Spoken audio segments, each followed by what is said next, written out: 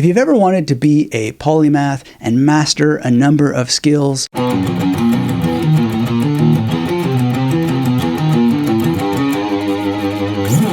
or topic areas, you might be wondering how exactly to structure your day. So today I'm going to give you some suggestions about that. But I also want to address a very fair criticism that is sometimes delivered in nasty ways on my previous video about how to become a polymath, because some people like to say, you're not a polymath. And, you know, if we want to get hung up in the prison of words, okay. I mean, I don't know what to say about that. But the thing is just so that you know what I consider a polymath, it's just somebody who can do multiple things and has some mastery in multiple topic areas. So I can play this fairly well. And I've been invited on tour with a band, so that was cool. And it's not that I'm the best player in the world, but I play well enough to memorize fairly complicated music quite quickly.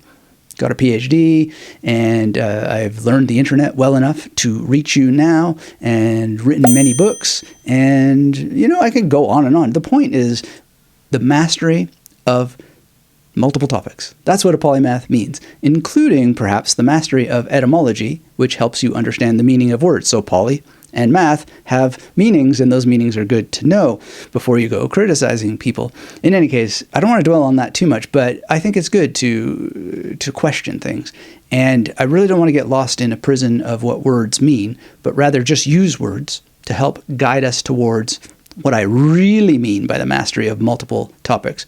And what that means is continual, consistent practice of multiple topics.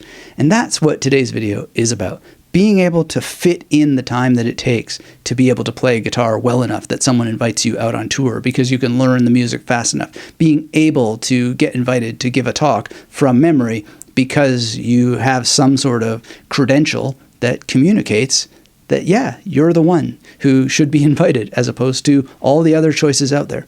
So that's really what it's about. Mastery through practice so that when you're called upon, you actually can perform. That's what being a polymath is all about. And here's how to squeeze it all in.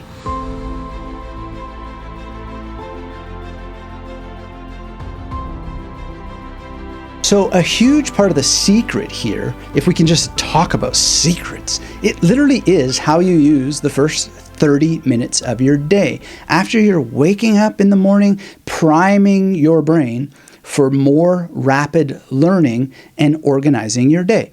Now, there is no one-size-fits-all technique here, but I want to just give you some suggestions, and they are things that I've actually tested and done. And the thing to understand is that some things are for a season, some things are for a reason, and some things are for a life. So it's not that any of these things have to be done forever. But as you are working on priming your brain, spend a bit of time on each of these suggestions and journal throughout so that you get a good sense of what works for you, what doesn't work for you, and you'll develop metacognition. And you'll actually be able to shift and change these things because your observations will be recorded and trigger thinking about your observations. It's very, very important to do this. And a journal, I mean, it could just be a notebook, whatever it is. But the thing is it'll help build consistency and reflection. Very, very important. So the first thing that I would suggest that you do when you first wake up is, hydrate, right? I sometimes forget to do that. And I go the first hour and I'm just like, why do I feel this way? Well, if I would just remember, and I normally do, I just drink a lot of water when I wake up, and then I am much sharper, much more able to meet the rest of the activities. The other thing that I like to do is journal a little bit. It just takes a few minutes. And the way I journal specifically, as I talked about in a book called The Victorious Mind, is I tend to spend a little bit of time writing out what I'm grateful for, and then I have a little kind of success mantra that I write out, and that's about the long and short of it. But I also track some of my activities to just keep a record of how I'm scoring, so to speak, in the game of life. Then it's memorizing. Now, I memorize in different ways, but here's the ways that I have practiced, and I tend to try these things for longer periods of time to build skills with them. And the first, you could just call it the memory sprint. So you're going to spend about 5 minutes. And your brain is going to be receptive if you wake up, get hydrated, do a little bit of journaling, but maybe some meditation, also some muscle relaxation. breathing, and then get out 10 numbers, 10 names, and 10 random words, and memorize them. Now, there's softwares that will generate these things for you. And you can build speed, you can build consistency, and the softwares will help you test. I don't like to memorize from screens, so I will usually pick dictionaries, and I have a little tool that I'll share with you that I use. So I use dictionaries for words, and for numbers, I've had these for years. They've gotten quite yellow over time, but I might make a new version soon. The numbers from 00 to 99 are on these cards, and then I'll just memorize 85 and shuffle up and 27, and sometimes I don't even memorize them. I just go through the motions. Like 27, my image for 27 is Nick Nolte. And for 83 is George Orwell from the fame of 1984 and Animal Farm. And he's shooting foam from a can. And there's reasons why. And if you watch the video I have on the major system, you'll learn why those words are there because of the number consonant links that the major system teaches. 39 is instantly the mop from Fantasia with Mickey Mouse. 48 is the rover from The Prisoner. Do you know The Prisoner? What a great series with, this is getting dirty over the years. I've used this so much. Anyway, that's how I practice. And just get a bunch of numbers. And not that many. I mean, you don't need to memorize 500 digits of pi in order to get the exercise going. Now, why would you do all of this? What does this have to do with polymathy, right? Well, it has to do with the fact that when you're learning, you're going to come across numbers. You're going to come across words. You're going to come across names of people. So if you would just do a 10-10-10 thing in a very short period of time, 5 minutes, 10 minutes, you're going to build your skills with memorizing names, numbers, and words.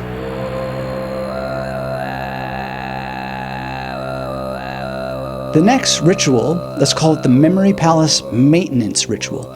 And what I do in the morning is I love to review my memory palaces that I'm using at the moment to memorize whatever it is that I'm currently memorizing. So it's a very quick review. Before I memorize anything new in my learning projects, that 10-10-10 thing, that's just practice. That kind of stuff and all be forgotten. And the memory palace can be used over and over and over again for 10 words, 10 numbers, 10 names, right? But for memorizing the Sanskrit and so forth, and the Latin that I memorize, and the German, and less frequently these days, but the Mandarin that I memorize, just all this stuff, right? That's got to be long term. So one of the first things I do is review all of that stuff, or I'll review facts that I'm memorizing from books that I'm reading, etc. And it really just goes through a kind of, 3-2-1. So what are the three oldest memory palaces first that still I don't quite feel like I have the information in long-term memory? I'll go through them first. So if I memorized something 3 weeks ago, well, those are the oldest ones. So I'll go through those. And then I'll think medium term. So more recent, then I'll go through those. And then what's the most recent? Then I'll go through that. Now, sometimes I'll do it in reverse. Sometimes I'll do it in different orders. But that's generally what I have in my mind, is a oldest, middle to newest new, and then the absolute newest, right? And this, in the morning, I find that it is very, very important, because by the time the evening rolls around, I'm often too tired. And, my wife sometimes calls me the 7:30 sleeper, because I'll just fall asleep that early because I'm so tired. I'm full on all day. And so I can't really rely on my discipline or my motivation to be as regular with my practice. So it's got to be in the morning. And I'll bet that a lot of other people are that way too. We're just tapped out by the end of the day. Okay? And then the other thing about this is that doing it in the morning not only helps you get it done, but I think there's just something about mornings that helps prevent memory palace decay. And I don't have any science. I don't have budgets to run brain scans, but it's a new day. The light is fresh. The ancients, they always talked in their books about memory palaces that you would want your memory palaces to be well lit. Why is that? I don't know, but there might be something about the chemicals of the sun that start to kick off melatonin or whatever. I'm not a doctor or anything like that, but there might be something to the morning that is just a little more precious than any of us understands. And it's just obviously there's night owls and so forth, but I just throw that out to you as something to consider and to really seize the day by harnessing the power of the morning. And there may be something that helps prevent the decay and the destruction of memory palaces by actually working in the morning. Now, the thing about being a polymath is you gotta pick your battles and probably find a nice balance between digital and paper knowledge information systems, right? So the personal knowledge management is a thing, right? And it always has been. Leibniz used a lot of cards. I use index cards like a fiend. I absolutely love index cards. Sometimes they get little doodles on them. Sometimes they're kind of ugly like this. There's just so many index cards all over the place. And a lot of these index cards are nicely organized as well. And I talk about this particular strategy in the Magnetic Memory Method Masterclass. The point is that when you use index cards very, very strategically and you think about what you're doing, you're going to be able to connect what you learned yesterday with so much greater ease to what you're learning today and also what you learned 15 years ago.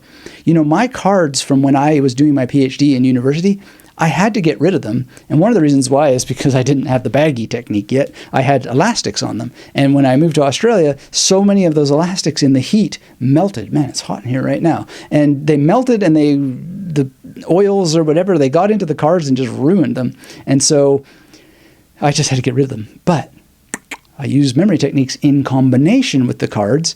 And, you know, I took some photographs of the ones that were still photographable. But at the end of the day, I don't ever look at them because I don't need to. They are in my mind. And this is very, very powerful. And, you know, I do some knowledge management on computers. I have Google Docs and all this sort of stuff. But at the end of the day, I prefer paper and I prefer index cards and notebooks. And the reason why I like index cards over notebooks is not only because of what the Zettelkasten technique brings to it, but also as a writer, it's easier for me to then plan books if I can get out a board and pin different cards. So if I have chapters 1, 2, 3, 4, 5, 6 in one of my books, I can think this point belongs in chapter 3 and pin it on the board, but then later change it over to chapter 5 very, very easily when I'm outlining. When I outlined my dissertation, I had cards all over the floor. I moved all the furniture out of the place and I had the cards all over the place and I planned out my entire dissertation and it was glorious because I was able to write it so fast. They asked me to rewrite it, but I was able to rewrite it so fast because I did the same thing over again. And, you know, you might say, oh, that sounds like a lot of work. How efficient was that? Well, I'll tell you, there are people who have to rewrite their dissertation 5, 6, 7, 8 times. So me doing it only twice was really, really great. And Victor Vitanza, who was the external at my dissertation defense, he said to me at the end of it, he said, man, the only guy cooler than you is Miles Davis.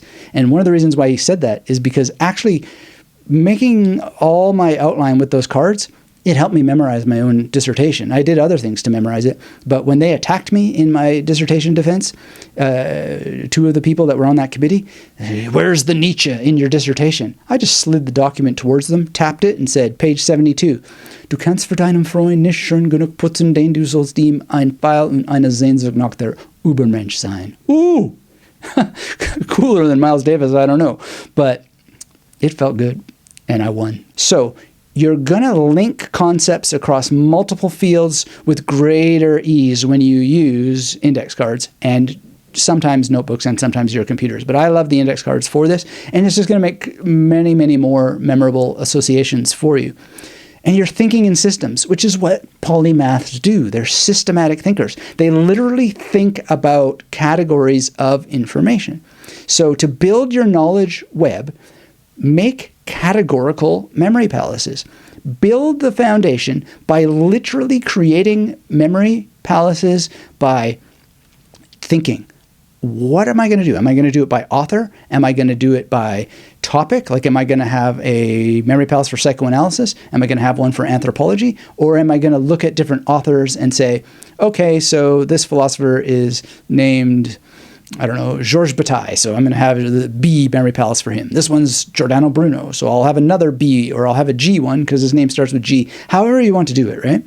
This is going to be very, very important, is that you actually start to have memory palace networks that are organized and then reorganizable and multi-purposable, so that sometimes you use them categorically, sometimes you use them by author, sometimes you use them by historical period, which is kind of categorically, but in this case it's a special category that takes time into effect, right, or into consideration, and then you use time as an effect. And this will help you strengthen everything about your process. The thing is you have to decide, right? Nobody could tell you exactly how to do it. You have to bring your own game to it, which is not going to be a problem for you because you're working on being a polymath. And guess what? Polymaths might want to study accelerated learning techniques and practice the practice of categorization without getting hung up in perfection or anything like that. So, with that in mind, let's talk about some practical implementation. I've shared some of my morning sequence, the broad strokes of it. What I would suggest that you do is build your perfect morning and make a checklist. And make sure that you have the minimal amount of activity on your checklist needed to make progress, noticeable progress, so that when you journal, you can look at the end of your day and say, wow, I accomplished something today and it wasn't trivial. And it doesn't have to be that much in order to be non-trivial. How much is up to you? Be flexible, be human, but also be demanding. Another thing that you want to do is make sure that you have the minimal equipment needed. So whatever that is going to be specific to you. The minimal equipment that I need is a journal, some index cards, a bunch of pens, ideally colored pens, and so forth, right? And I make sure that those things are there. Now, sometimes I fall down because I'm a human. Sometimes, for example, with making these videos, which is part of my skill set, one of the categories that I've practiced to the point of, being able to get over 100,000 subscribers. So I guess it's part of my, I don't know, whatever, you be the judge. But like sometimes I forget to have the batteries charged, right? But normally I make sure that the materials are ready in advance so that I don't have to wait half an hour to make videos for batteries to charge, that sort of thing. So having materials in advance is going to be huge for you to make progress as a polymath. And, you got to spend some time thinking about how to fit your goals around other routines, other responsibilities. And so think about an analysis. What are my obstacles? Write it out. Write out all the obstacles. Then make plans for how you're going to deal with those obstacles in advance. Overwhelm is probably never going away, right? But having plans for how to deal with overwhelm is very, very powerful. Having backup plans for other things to do is very, very powerful. So if I can't work on music, then what are the 4 other things that I could work on, and how am I going to choose? Now, some people will want to be flexible. Other people will want to be very, very strict. If I'm not doing A, I move to B. And you can use the alphabet that way, right? So if I'm studying anthropology and something interrupts anthropology, I will move to biology. And they don't think about it for longer than a second because B follows A. Beautiful to just have that in mind. I don't always use it, but I generally use memory wheels, and I have that kind of structure in my mind. You can watch training about memory wheels on this channel. It's very, very powerful to at least put some thought into that. Then you want to think about assessment. So you can have weekly assessments, you can have monthly assessments, quarterly assessments, daily assessments, whatever works for you. But you got to watch out for some red flags, right? Which is, are you turning your tracking and your assessment into activity that isn't helping the accomplishment? I try to boil it down to just simple checklists and check-ins, basically. So I have a book called The Memory Connection. It comes with the guides for how that I create all of these checklists for myself. And, you may stumble onto that at some point. A lot of people have found the memory connection quite useful.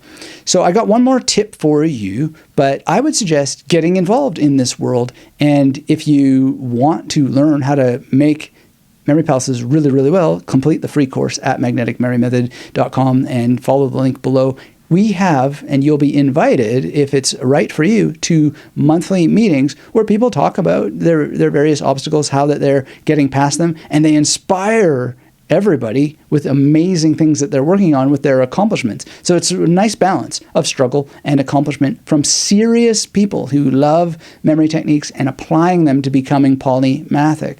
So get involved, and there's a lot of both practical steps that you can learn about memory techniques that will help you conquer content because you absolutely have what you need to learn, and just the support and the humanness of people who are working at accomplishing big goals. So if all that sounds good to you, here's what I suggest. Make sure that you are very, very clear about what it is you want to be polymathic in. So is it music? Well, okay, which instrument or instruments?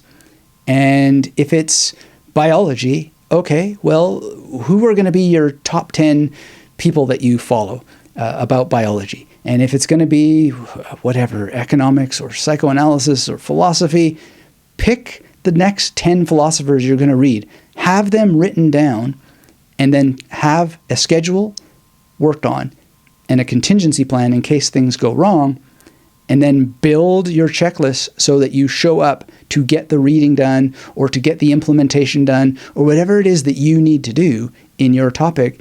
And this is going to be an absolute boon for you because you'll have enabled yourself to succeed because you've created some tools, some architecture, some scaffolding. And it's not all in your mind. You're not juggling it in your mind. You have it literally on your desk, and you can look at it. And then you can look every day at this physical object that has your game plan on it. And then if you fall off the horse, it's so much easier to get back on because you've put the time in preparing to be prepared for when things go wrong. And the ultimate preparation is to master the memory palace technique. And so if you need more help with that, in addition to getting involved in my world, so you get invitations to cool things and you know about new books immediately upon release, so you can get all the bonus features that I add to them when they're originally released, then you're going to want to be following very, very closely over in my world. But here, if you want to stick around here, mastering the memory palace technique is not that difficult. And you can do it by watching my video on the memory palace technique for studying next.